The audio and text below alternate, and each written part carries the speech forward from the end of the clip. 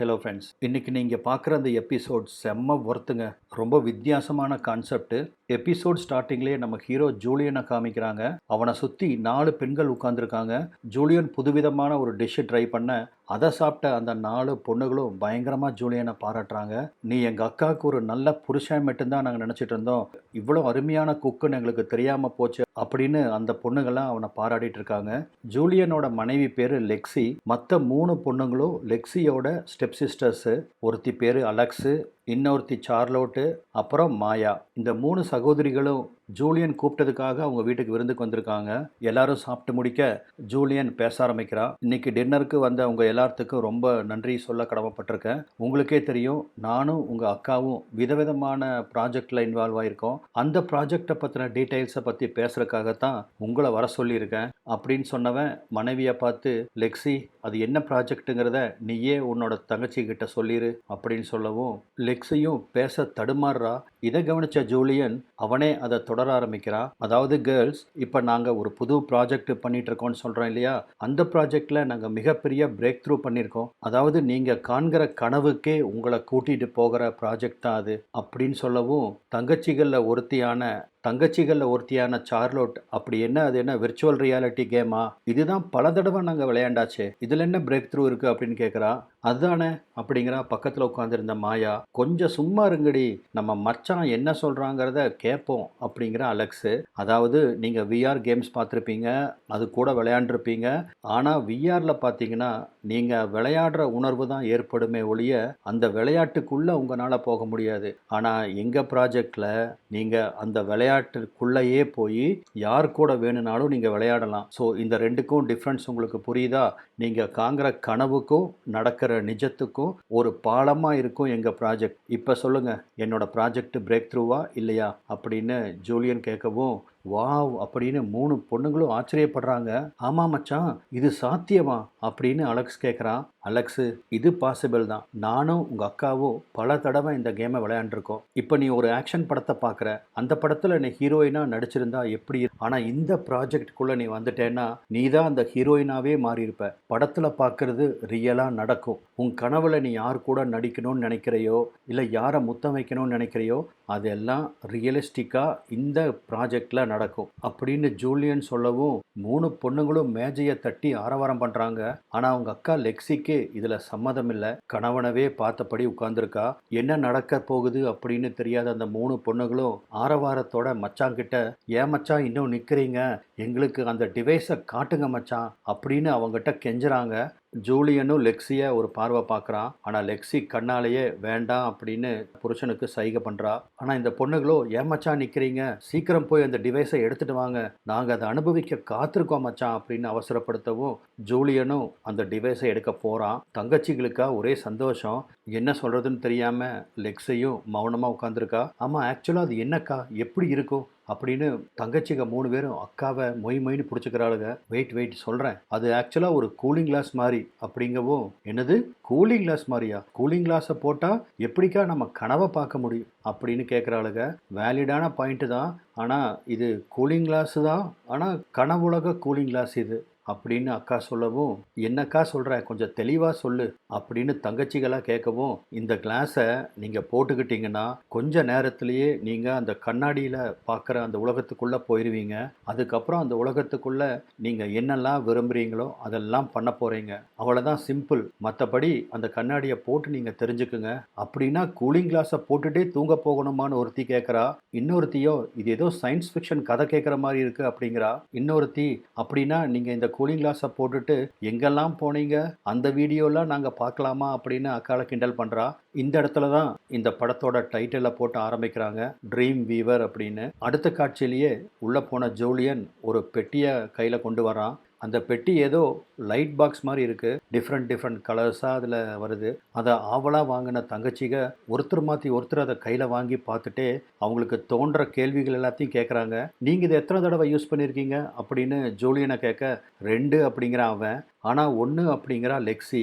2ஆ 1ஆ யோசிச்சு சொல்லுங்க அப்படின்னு தங்கச்சிகளும் சொல்லவும், ஒரு நிமிஷம் வெளியே வா அப்படின்னு புருஷனை பார்த்து கண்ணை காட்டின லெக்ஸியும், என்ன டைனிங் ரூம்லேயே உட்காந்து இதை ஆராய்ச்சி பண்ண போகிறீங்களா, இதை பெட்ரூமுக்கு எடுத்துகிட்டு போய் செக் பண்ணாதானே தெரியும் அப்படின்னு சொல்லிட்டு புருஷன் பக்கத்தில் வந்து, ஜூலியன் நீ பண்ணுறது எனக்கு கொஞ்சம் கூட பிடிக்கல. நம்ம இதை ஒரு தடவை பண்ணணும், ஆனால் அதுவே சரியாக வரல.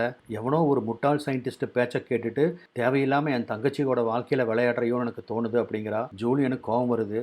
நம்ம ஆல்ரெடி இதில் விளையாண்டோம், உனக்கு ஏதாவது பிரச்சனை வந்துச்சா, இல்லை எனக்கு தான் பிரச்சனை வந்துச்சா, ஏன் தேவையில்லாமல் கடைசி நிமிஷத்தில் போட்டு குழப்புற? நம்ம 2 பேரும் ஏற்கனவே பேசி சம்மதிச்சதுக்கு அப்புறம் தானே உன் தங்கச்சிகளை கூப்பிட்டோம், இப்போ வந்து நீ பேக் அடிக்கிற அப்படின்னு ஜூலியன் சொல்லவும், நீ இதை பற்றி பேசுறதுக்கு தான் என் தங்கச்சிகளை கூப்பிட்றேன்னு சொன்னேன், ஆனால் இப்போ அவங்களவே இந்த எக்ஸ்பெரிமெண்ட்டுக்குள்ளே நீ பயன்படுத்துறது எனக்கு பிடிக்கல. அந்த 3 பேர் என்னோட தங்கச்சிக, ஒன்றும் லேப் எலிக கிடையாது அப்படின்னு லெக்ஸி கோவப்படுறா.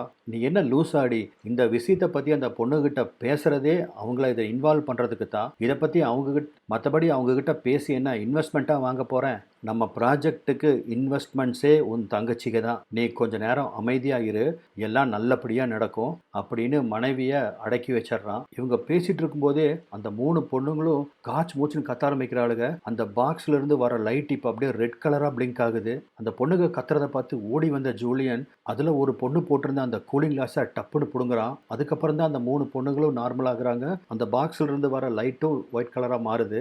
என்ன பண்ணுறீங்க, என்னை கேட்காம எதுக்காக இதை மாட்டுனீங்க அப்படின்னு ஜூலியன் கேட்கவும், நீங்கள் தானே கூலிங் கிளாஸ் போடணும்னு சொன்னீங்க, அதனால தான் எடுத்து போட்டேன் அப்படின்னு அவ சொல்கிறா. இந்த கண்ணாடியை போடணும்னா சில இன்ஸ்ட்ரக்ஷன்ஸ் எல்லாம் ஃபாலோ பண்ணணும், கொஞ்சம் அவசரப்படாமல் இருங்க, இது இன்னும் டெவலப்மெண்ட் ஸ்டேஜில் தான் இருக்குது அப்படின்னு சொன்ன ஜூலியன், உங்களுக்கு ஆளுக்கு ஒரு கிளாஸ் கொடுக்குறேன், பெட்ரூமில் போய் இதை போட்டுட்டு கொஞ்ச நேரம் படுத்தீங்க அப்படின்னா நீங்கள் அந்த கனவுக்குள்ளே போயிடுவீங்க.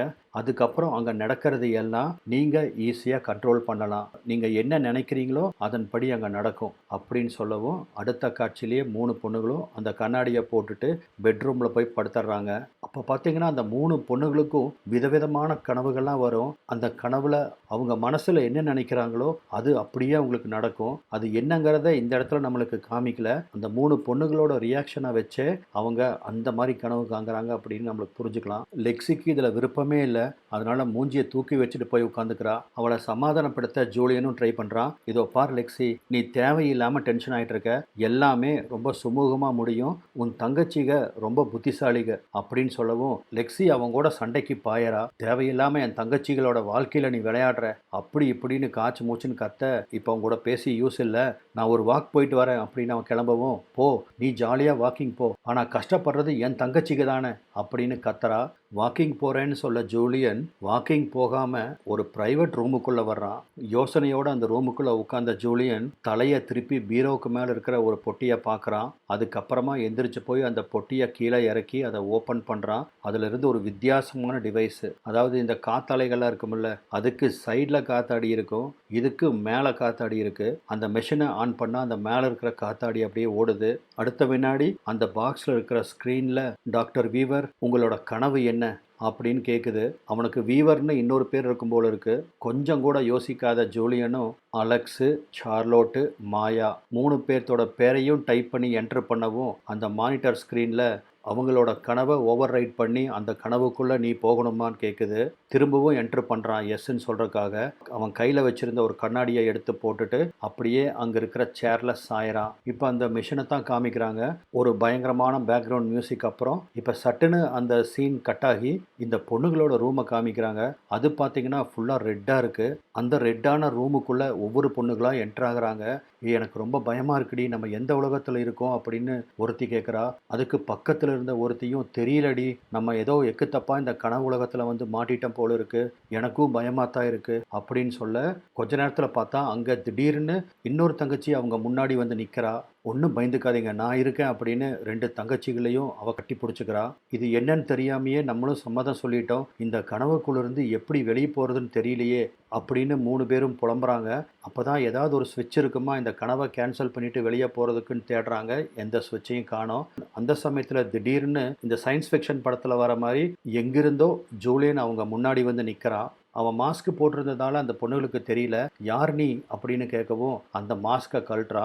மச்சான் நீங்களா, நல்ல வேலை வந்துட்டீங்க எங்களை காப்பாற்றுறதுக்கு, எங்களை இங்கிருந்து வெளியே கூட்டிகிட்டு போங்க மச்சான் அப்படின்னு அந்த 3 பொண்ணுகளும் அவங்ககிட்ட கெஞ்ச ஆரம்பிக்க, இதோ பாருங்க பொண்ணுகளா, இங்கிருந்து போகிறது அவ்வளோ ஈஸி இல்லை, ரொம்ப கஷ்டம், நான் தான் சொன்னனே இது ரொம்ப பவர்ஃபுல்லான ஒரு மெஷின் அப்படின்னு. நீங்கள் ஏதாவது தப்பான பட்டனை அமுத்திருப்பீங்க. அதனால தான் இந்த உலகத்துக்கு நீங்கள் வந்திருக்கீங்க. இதிலிருந்து வெளியே போகிறது அவ்வளோ ஈஸி இல்லை. நீங்கள் வேற ஒரு உலகத்துக்கு வந்திருக்கீங்க அப்படின்னு அவன் சொல்லவும், அதை பற்றி எங்களுக்கு கவலை இல்லை. இந்த பிரச்சனையை உன்னால் சரி பண்ண முடியுமா அப்படின்னு ஒரு தங்கச்சி கேட்குறா. எங்களை இந்த தூக்கத்திலிருந்து தயவு செய்து எழுப்பி விடு. எப்படியாச்சும் இந்த பிரச்சனையை சரி பண்ணு அப்படின்னு மற்றவங்களும் சொல்ல, அது ரொம்ப கஷ்டம்தான். இருந்தாலும் இந்த பிரச்சனையை நான் நினச்சா சரி பண்ண முடியும் அப்படின்னு ஜூலியன் சொல்லவும், அப்படின்னா சரி பண்ணுங்க மச்சான். அதை சரி பண்ணுறதுக்கு நாங்கள் என்ன பண்ணணும் அப்படின்னு ஒருத்தி கேட்குறா. நீங்களா அப்படின்னு சொல்லிட்டு அவங்க பக்கத்தில் வரா.